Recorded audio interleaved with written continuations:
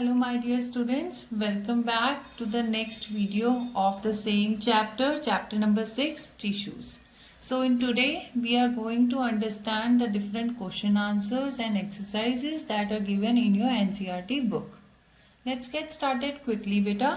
सबसे पहले page number 69 पे आपके इंटरनल क्वेश्चंस दिए हुए हैं. देखो सबसे पहला क्वेश्चन नंबर क्या है, व्हाट इज अ टिश्यू. तो यहाँ पे आपने क्या लिखनी है, you have to write the definition of tissue, कि टिश्यू कहते किसे हैं. नेक्स्ट क्या है, what is the utility of tissues in multicellular organism. यानी कि मल्टी सेल्यूलर ऑर्गेनिजम्स में टिश्यूज की नीड क्या है, ऐसी क्या जरूरत पड़ी कि मल्टी सेल्यूलर ऑर्गेनिजम्स में टिश्यूज बनाने पड़े. इस चीज का आंसर आपको easily when you will go through the very first video that I shared with this chapter, you will find the answer for this question. Now let's turn to the next page, page number 73. इस पे आपके कुछ internal questions दिए हैं. Let's discuss them quickly. Number 1 question यहाँ पे दिया हुआ है, name types of simple tissues. यानी कि प्लांट्स में जो सिंपल टिश्यूज हैं वो कितने टाइप के हैं, या ओवरऑल सिंपल टिश्यूज कितने टाइप के हैं. नेक्स्ट क्वेश्चन है क्या बेटा, where is apical meristem found. यानी कि प्लांट्स में जो एपिकल मेरिस्टम है उसकी लोकेशन बतानी है बेटा, कि ये कहाँ प्रेजेंट होता है. इसके लिए मैंने आपको फर्स्ट वीडियो में, अगर आपको याद हो तो, एक डायग्राम एक्सप्लेन किया था जिसमें मैंने आपको 3 टाइप्स के मेरिस्टम बताए थे कि वो मेरिस्टम्स कहाँ कहाँ मिलते हैं. So if you go through that video again and if you go through your book, you will easily find the answer. Next is, which tissue makes up the husk of coconut. Coconut की husk को कौन सा tissue बनाता है. Husk क्या होता है बेटा, जो कोकोनट होता है उसके ऊपर ब्राउन ब्राउन जो बाल होते हैं ना, वो किस टाइप का टिश्यू बनाता है. ठीक है, this is also discussed in the very first video. What are the constituents of phloem. यानी कि जो फ्लोएम है वो एक टिश्यू है. टिश्यू का मतलब अगेन क्या है, कॉम्बिनेशन ऑफ सेल्स. तो फ्लोएम को कौन कौन से डिफरेंट टाइप ऑफ सेल्स मिलके बनाते हैं. You have to mention their names. Now let's turn to next page, page number 77. Let's see some internal questions here also. यहाँ पे सबसे पहला क्वेश्चन दिया हुआ बेटा, name the tissues responsible for the movement in our body. यानी कि हमारी बॉडी में मूवमेंट के लिए कौन सा टिश्यू रिस्पॉन्सिबल है. ये आपका डिस्कस किया गया है कौन से पार्ट में बेटा, एनिमल टिश्यूज वाले पार्ट में. So if you go through that part of the video of chapter tissues, you will find the answer very easily. Second is, what does a neuron look like. इसका answer तो बिल्कुल यहीं पे दिया हुआ है कि न्यूरॉन किसके जैसा लिखता है. अब आप ये देखो, इसमें बड़ा इजी है. ऐसा नहीं लग रहा कि एक छोटा सा ट्री है, जैसे ट्री की शेप होती है. सो आप इसके अकॉर्डिंग इसका अपना आंसर फ्रेम कर सकते हैं. Next is, give 3 features of cardiac muscles. Cardiac muscles की 3 इंपॉर्टेंट फीचर्स. कोई भी 3 फीचर्स, जैसे कि आपने बहुत सारे फीचर्स पढ़े हैं, जैसे कि उनमें कितने नंबर ऑफ न्यूक्लियस होते हैं, या फिर उनमें जो डिस्क प्रेजेंट होती है, इंटरकैलोरी डिस्क, आप वो मेंशन कर सकते हो. सो कोई भी 3 फीचर्स आप कार्डियक मसल्स के डिस्कस कर सकते हो यहाँ पे. Next is, what are the functions of areolar tissues. Areolar tissues के फंक्शंस क्या हैं बेटा, ये आपको यहाँ पे मेंशन करना है. ठीक है, एंड जब आप किसी भी, जैसे यहाँ फीचर्स पूछा है बेटा, यहाँ पे फंक्शन पूछा है, तो इनको पैराग्राफ में नहीं बेटा, हमेशा पॉइंट्स में डिस्कस करते हैं. सो उस केस में वो आपके लिए भी इजी हो जाता है लर्न करना, and it is a checker friendly way of appearing in the exams. ठीक है, so next let's turn to the exercise part of your chapter tissues. Page number 78, the back exercise of your NCERT book. Now let's discuss quickly the question answers. सबसे पहला question again repetition है, जो हमने inter chapter questions discuss किए हैं उसमें भी पहला क्वेश्चन क्या था, डेफिनेशन ऑफ टिश्यूज. ये आप चाहे तो सेम लिख सकते हैं फॉर योर बेटरमेंट आपको लर्न हो जाएगी अगर एक ही डेफिनेशन को आप 2 टाइम्स लिखेंगे, otherwise you can skip this question because आप वहां पे भी ये क्वेश्चन अपीयर कर रहे हो। सेकेंड क्वेश्चन बेटा क्या है, how many types of elements together makeup the xylem tissue, name them. यानी कि अगेन जाइलम क्या है, एक टिश्यू है, यानी कि it is made up of different types of cells. अब वो कौन से डिफरेंट टाइप ऑफ सेल्स हैं जो कि जाइलम को कॉन्स्टिट्यूट करते हैं, और उनके आपने नेम्स लिखने हैं। तो कितने टाइप के हैं और names. Come to question number 3 बेटा। क्वेश्चन नंबर 3 में क्या लिखा हुआ है, how are simple tissues different from complex tissues in a plant. यानी कि यहाँ पे आप क्या करेंगे, प्लांट में हमने पढ़े हैं 2 टाइप्स के टिश्यूज होते हैं, एक तो होते हैं सिंपल, ठीक है, और दूसरे टाइप के कौन से होते हैं, कॉम्प्लेक्स।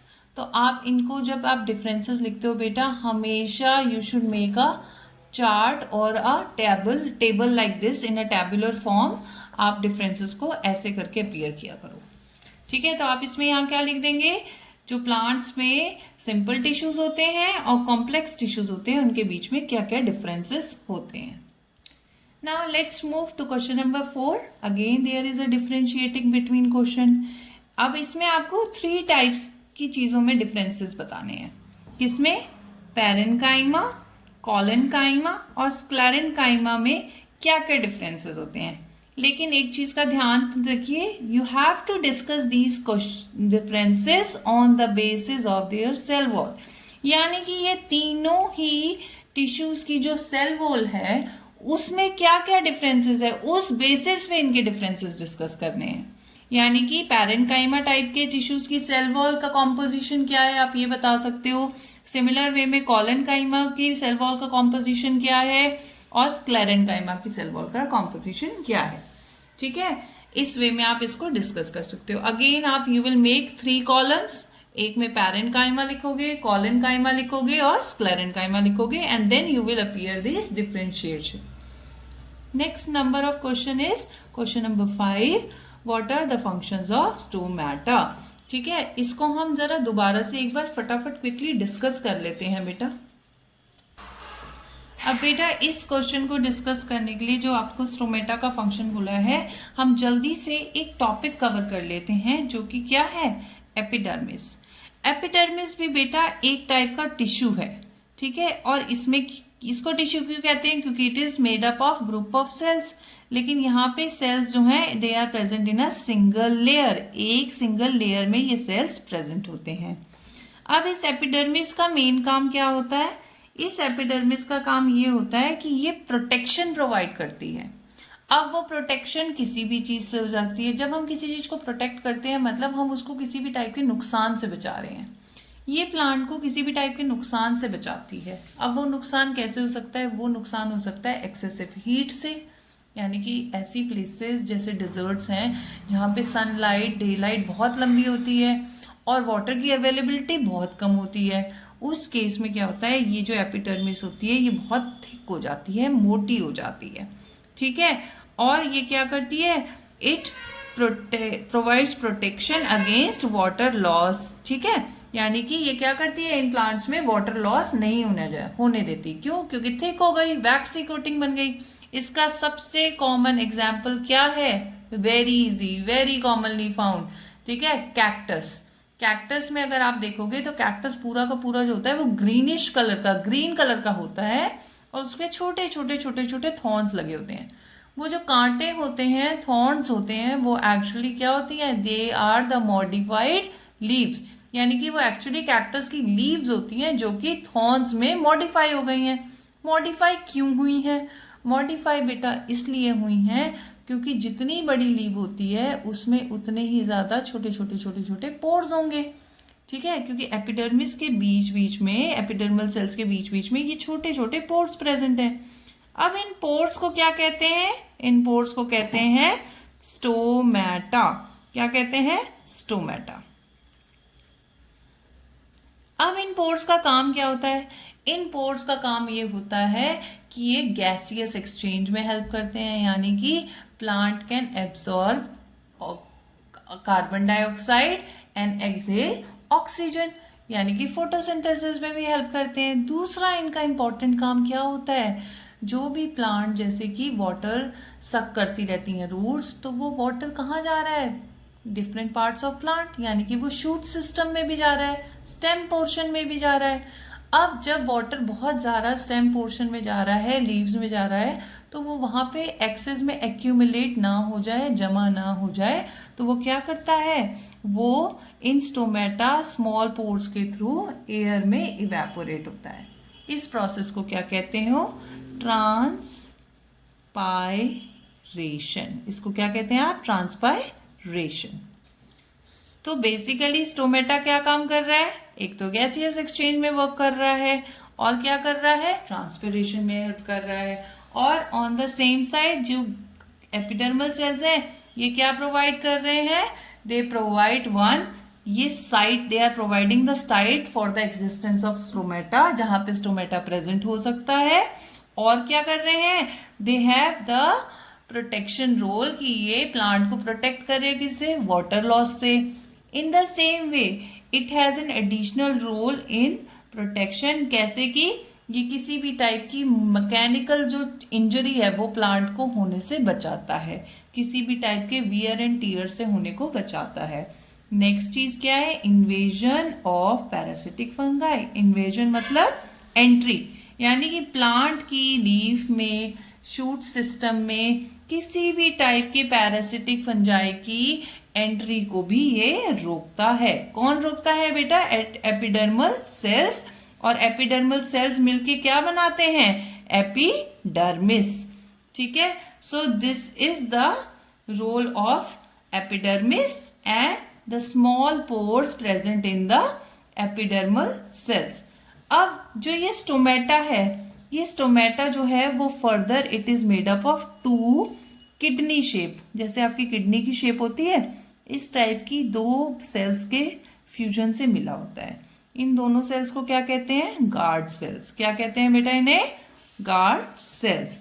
ठीक है, इनकी स्पोर्स की ओपनिंग स्टोमेटा की और closing is dependent upon the swelling and inflation of these guard cells. यानी कि अगर तो ये गार्ड सेल्स फूले हुए हैं तो बीच में पोर बन जाएगा, और अगर ये गार्ड सेल्स इन्फ्लेटेड है, यानी कि पानी की कमी है, तो ये बंद भी हो जाते हैं। जरूरी नहीं है कि हमेशा खड़े रहें। जिस केस में पानी की कमी है, प्लांट को पानी की सप्लाई नहीं मिल रही, तो ये गार्ड सेल्स क्या करेंगे, श्रिंक कर जाएंगे और इस पोर को बंद कर देंगे ताकि वाटर लॉस ना हो सके। सो अब आपको यहां से ही अपने क्वेश्चन नंबर 5 का आंसर मिल गया होगा कि स्टोमेटा के फंक्शन क्या है। क्या क्या फंक्शन है, गैसियस एक्सचेंज हो रहा है। ठीक है, गैसियस एक्सचेंज क्यों जरूरी है, again for breathing and the process of photosynthesis in the plant. ठीक है, और सेकेंड प्रोसेस क्या है, ट्रांसपायरेशन में भी ये हेल्प कर रहा है। Now let's discuss question number 6। अब इस क्वेश्चन को आप ध्यान से पढ़ेंगे बेटा। यहाँ पे भी आपने डिफरेंशिएट करना है किसके बीच में, हमने 3 different types of muscle fibres पढ़े हैं, उनके बीच में आपने डिफरेंसेस बताने हैं। लेकिन वो डिफरेंसेस कैसे शो कर रहे हैं, with the help of a diagram. आपने लिखने नहीं है, तीनों मसल फाइबर्स के डायग्राम बनाने हैं, और उन डायग्राम के बेसिस पे आपको उनका डिफरेंसेस दिखाने हैं कि उनके स्ट्रक्चर कैसे डिफरेंट होते हैं, उसमें न्यूक्लियस कैसे डिफरेंट टाइप से प्रेजेंट होते हैं, लोकेशन कैसे डिफरेंट है न्यूक्लियस की। ठीक है, तो ये सब चीजें आपको डायग्रामेटिकली रिप्रेजेंट करके इन तीनों मसल फाइबर्स के डिफरेंसेस बताने हैं। Next is what is the specific function of cardiac muscles. Specific यानी कि एक ऐसा फंक्शन जो कि सिर्फ और सिर्फ कार्डियक मसल्स ही कर सकती हैं और कोई मसल्स नहीं कर सकती है। वो क्या है, इट्स वेरी इजी। जब मैंने आपको कार्डियक मसल्स जिस पार्ट में शेयर किया है, आप उसमें देखेगा I have shared that particular part कि what is the specific function of cardiac muscles. Next is question number 8, differentiate between striated, unstriated and cardiac muscles on the basis of their structure and site location in the body. यानी कि आपने क्या करना है, again आप 3 columns बनाएंगे, striated, unstriated और cardiac muscles लिखेंगे, और किसके बेसिस में इनमें डिफरेंसेस बताने हैं। सबसे पहले कि उनका स्ट्रक्चर किस टाइप से एक दूसरे से डिफरेंट होता है, और दूसरी चीज कि आपकी बॉडी में उनकी लोकेशन कहाँ पे है, इन दोनों बेसिस पे आपको इन तीनों टाइप के मसल्स में डिफरेंसेस बताने हैं। नेक्स्ट क्वेश्चन है बेटा, draw a label diagram of a neuron. Neuron क्या होता है? Nerve cell. ठीक है, तो इस नर्व सेल का आपको एक अच्छा सा नीट डायग्राम बनाना है विद लेबलिंग। ठीक है, labelling is very important. Next question है, नेम द फॉलोइंग। अब ये बेसिकली वन वर्ड्स हैं, तो आपने क्या करना है, tissue that forms the inner lining of our mouth. हमारे माउथ की इनर लाइनिंग कौन सा टिश्यू बनाता है, आपने उसका नेम लिखना है। Next is tissue that connects muscle to bone in humans. कौन सा ऐसा टिश्यू है जो एक मसल को बोन के साथ कनेक्ट करता है। नेक्स्ट है tissues that transport food in plants. Plants में ध्यान से पढ़ना बेटा, प्लांट्स में कौन सा टिश्यू फूड को ट्रांसफर करता है। I am asking about plants. Tissue that stores fat in our body. हमारी बॉडी में ऐसे कौन से टिश्यू हैं, ऐसे कौन से सेल्स हैं जो कि फैट स्टोरेज का फंक्शन परफॉर्म करते हैं। Next is connective tissue with the fluid matrix. Very easy, यानी कि ऐसा कौन सा कनेक्टिव टिश्यू है जिसका मैट्रिक्स जो है वो फ्लूइड लाइक होता है, लिक्विड मैट्रिक्स होता है। Next is tissues present in the brain, यानी कि हमारे ब्रेन में कौन से टिश्यूज प्रेजेंट होते हैं। So these are very easy. Next is identify the type of tissue in the following, यानी कि आपने ये कुछ पर्टिकुलर पार्ट्स दिए हुए हैं, इनमें आइडेंटिफाई करना है कि कौन से टिश्यूज होते हैं। Skin, bark of tree. ठीक है, बार्क ऑफ ट्री क्या है, द हार्ड पोर्शन, यानी कि जो पेड़ का तना होता है, ट्रंक ऑफ ट्री, उसके ऊपर जो हार्ड पोर्शन होता है उसमें कौन सा टिश्यू प्रेजेंट होता है। बोन में कौन सा टिश्यू प्रेजेंट है बेटा। लाइनिंग ऑफ किडनी ट्यूब्यूल में कौन सा टिश्यू प्रेजेंट है। वैस्कुलर बंडल में कौन सा टिश्यू प्रेजेंट है। अब ये सारी चीज़ें आपको तभी पता लग सकती हैं when you go through your books thoroughly, because बेटा ये बहुत इंपॉर्टेंट चैप्टर है। No matter how hard I try to communicate with you with the videos, लेकिन आपको उसके बावजूद भी बेटा अपनी book line by line, word by word detail में पढ़नी पड़ेगी। ठीक है, next is question number 12। Name the reasons in which parenchyma tissue is present. Plant के कौन से पार्ट्स में पैरेन्काइमा टिश्यू प्रेजेंट होता है, ये आपको लिखना है। Next is what is the role of epidermis in plant. हमने अभी ये डिस्कस किया था जब हमने स्टोमेटा के फंक्शंस डिस्कस किए थे, तो मैंने क्या किया था, वहां पे आपको एपिडर्मिस का भी रोल समझाया है क्या होता है। सो आपने क्या लिखना है यहाँ पे, एपिडर्मिस जो प्लांट में प्रेजेंट होती है उसके फंक्शंस लिखने हैं। Next is how does the cork act as a protective tissue. जो कॉर्क टिश्यू है वो प्रोटेक्टिव टिश्यू क्यों और किस वजह से, क्या वो ऐसा रोल प्ले करता है कि उसे प्रोटेक्टिव टिश्यू कहा गया है। Next is complete the following chart. अब ये बहुत ही सिंपल है बेटा, इस चार्ट को आपको कंप्लीट करना है, यानी कि परमानेंट टिश्यूज 2 टाइप्स के होते हैं, सिंपल, कॉम्प्लेक्स। अब आपने फर्दर बताना है कि सिंपल परमानेंट टिश्यूज किस किस टाइप के होते हैं और कॉम्प्लेक्स परमानेंट टिश्यूज किस किस टाइप होते हैं। This type of flow chart has been already discussed with you in the video. So I hope कि आपको ये सारे क्वेश्चन समझ आ गए हों बेटा। एंड अगर आपको फिर भी प्रॉब्लम है, for your reference I will be sharing the answer solved for this exercise in the form of PDF। ठीक है, और आप इनके आंसर्स की अगर फिर भी आपको लैंग्वेज कोड करने में प्रॉब्लम आ रही है बेटा, you can take the help of your reference book also. ठीक है, क्योंकि उसमें भी आपके सारे NCERT आंसर सॉल्व होते हैं। बट मेरी सजेशन ये है और मेरी रिक्वेस्ट है बेटा, please read this chapter, it is very important, very new concepts for you. आपके लिए, आपने पहली बार ये चैप्टर पढ़ा है, सारे वर्ड सारे टर्म्स बहुत इंपॉर्टेंट है क्योंकि सब कुछ आप फर्स्ट टाइम पढ़ रहे हो। तो इस चैप्टर को गो थ्रू हो और फिर उस एक्सरसाइज को सॉल्व करने की ट्राई करिए। ठीक है, आपकी हेल्प के लिए I will be sending PDF। Thank you, have a wonderful day.